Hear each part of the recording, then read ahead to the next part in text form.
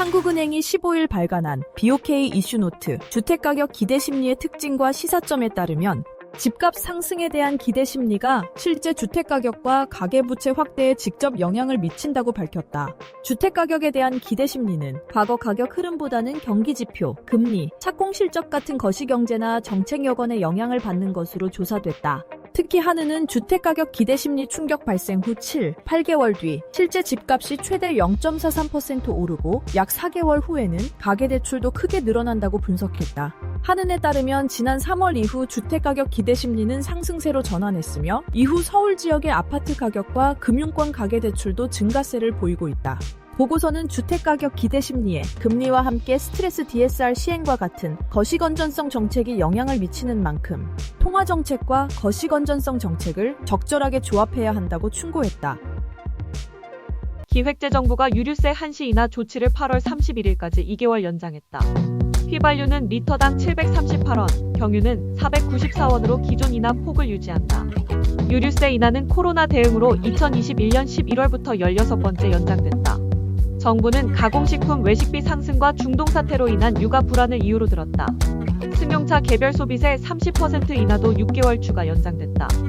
기본 5% 세율을 3.5%로 낮추며 감면 한도는 100만 원이다.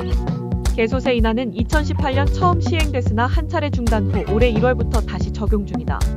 기재부는 자동차 소비 회복을 위해 세제 지원이 필요하다며 개소세 인하 조치를 6달 더 연장하기로 했다.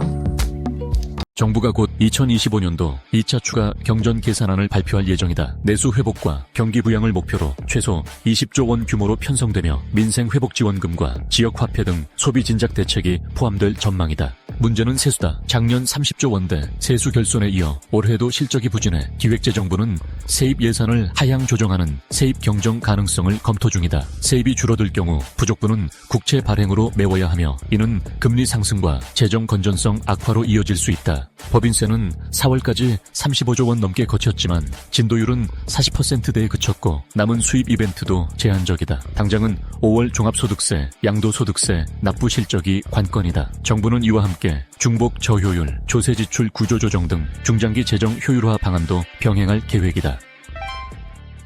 공정거래위원회가 최근 계란가격 급등과 관련해 산란계협회의 가격 개입 여부를 들여다보고 있다. 16일 업계에 따르면 공정위는 공정거래법 위반 혐의로 산란계협회의 조사관을 파견해 현장 조사를 벌이고 있다. 조사 대상은 협회 본부가 위치한 충북 오송과 경기 충남 지회 등 총 3곳이다. 공정위는 산란계협회가 발표하는 곳이 가격을 회원사에 사실상 강제했는지 여부를 중점적으로 확인하고 있는 것으로 알려졌다. 한편 농촌경제연구원이 발간한 축산관측 6월호에 따르면 6월 중 계란 산지 가격은 특난 10개 기준 1,850에서 1,950원으로 전년 동기 대비 12.4에서 18.5% 상승할 것으로 전망됐다. 이는 최근 3년간의 최대 최소를 제외한 평균 가격 대비 9.9에서 15.8% 높은 수준이다. 정부가 20조 원대 규모의 2차 추가 경정 계산안을 준비 중인 가운데 전 국민 대상 민생 회복 지원금을 소득에 따라 차등 지급하는 방안이 유력해졌다. 기획재정부와 더불어민주당 등에 따르면 기본 25만 원을 전 국민에게 지역화폐 형태로 지급하고 기초생활수급자에겐 최대 40만 원, 차상위계층 한부모 가족에는 30만 원 등으로 차등을 두는 방식이 검토 중이다. 소득 상위 10%를 제외한 하위 90% 국민에게는 추가로 10만 원을 더 지급하는 2차 지원도 논의 중이다. 이재명 대통령은 취약계층과 소상공인을 우선 지원하라고 강조했으며 진성준 정책위 의장은 재정 여력을 고려해 선별 지원도 가능하다고 밝혔다. 지급 대상은 약 5,117만 명으로 집권 후 형평성과 재정 건전성을 고려한 정책 기조 변화가 반영된 것으로 풀이된다.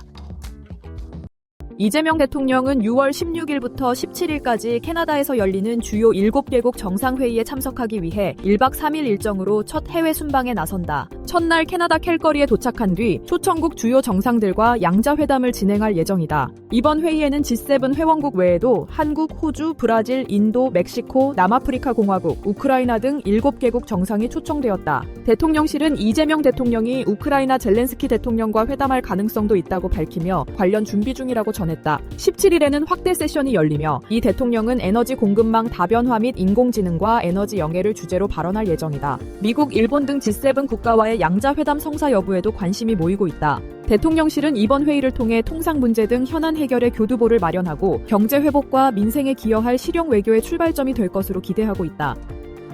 트럼프 대통령이 재집권 후 첫 G7 정상회의에 복귀했다. 과거 왕따였던 모습과 달리 미국의 힘을 전면에 내세웠다. 공동성명은 아예 포기됐으며 트럼프가 언제든 합의를 뒤집을 수 있다는 우려가 작용했다. 각국 정상들은 관세, 국방비, 무역 협상 등에서 트럼프 눈치를 보고 있다. 이스라엘-이란 충돌도 영향력 확장의 배경이 됐고 이스라엘 공습에 미국의 개입설이 제기됐다. 블룸버그는 이번 회담을 미국 주도권을 시험하는 자리로 평가했다. 트럼프의 개인적 외교 스타일이 G7 구도를 흔들고 있다. 젤렌스키는 우크라이나 지원을 요청할 예정이고 멕시코, 캐나다는 무역 협상을 추진 중이다. 다른 정상들도 고율 관세 회피를 위해 협상에 나섰다. 이재명 대통령이 15일 대통령실 초대 AI 미래기획수석에 하정우 네이버 클라우드 AI 혁신센터장을 임명했다.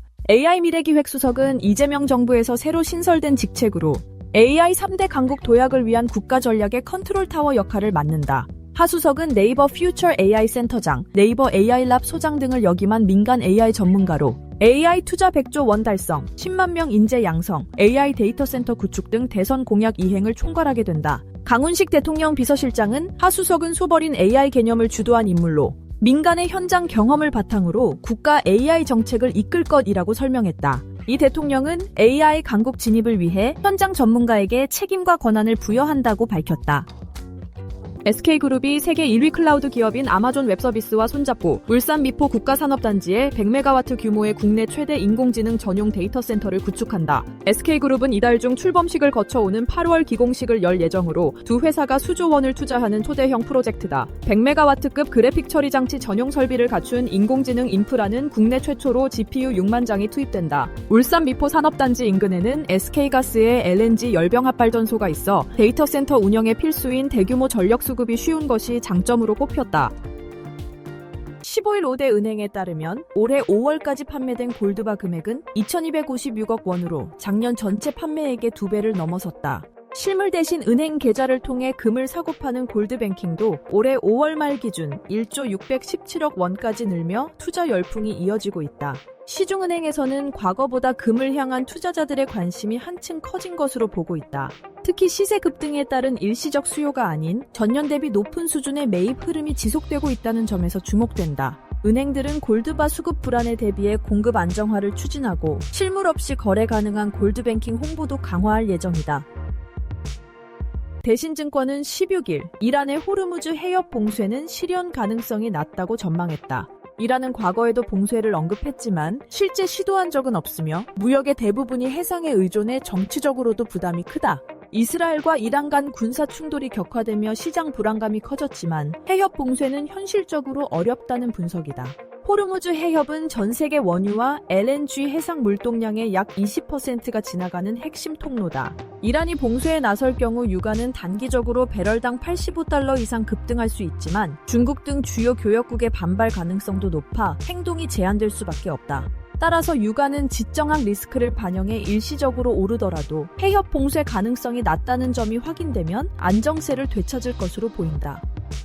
이스라엘과 이란 간 군사 충돌이 에너지 인프라로 번지며 금융시장 불안이 커지고 있다. 트럼프 대통령이 중재 의사를 밝혔지만 사태가 장기화할 경우 유가 급등과 글로벌 증시 불안은 피하기 어려울 전망이다. 특히 하루 2천만 배럴 원유가 지나는 호르무즈 해협 봉쇄 가능성까지 거론되며 JP모건은 국제 유가가 배럴당 130달러까지 급등할 수 있다고 경고했다. 중동산 원유 의존도가 70%를 넘는 한국 경제에도 직격탄이 예상된다. 정유, 석유화학, 항공업계는 원가 부담 확대, 소비자는 휘발유 가스 공공요금 등 생활비 인상 압박을 겪을 수 있다. 한국무역협회는 유가 10% 상승 시 전 산업비용이 평균 0.38% 오를 것으로 분석했다.